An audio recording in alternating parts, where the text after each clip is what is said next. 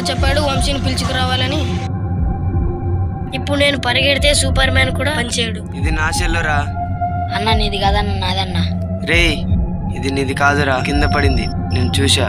నువ్వేమంటావని mobile నాదన్నాను. అన్న ఈ mobile నాదే అన్న, నాకు చిక్కిందన్న. ఇక్కడి నుంచి వెళ్తావా దెబ్బలు పడాలా? అన్న ఈ మొబైల్ నాదే అన్న, అయ్యానా అన్న అయ్యానా నాకు ఇయ్యానా. రే వంశీ, అరే రవి ఆ మొబైల్ నాకే దొరికిందిరా, అది నాదేరా మొబైల్.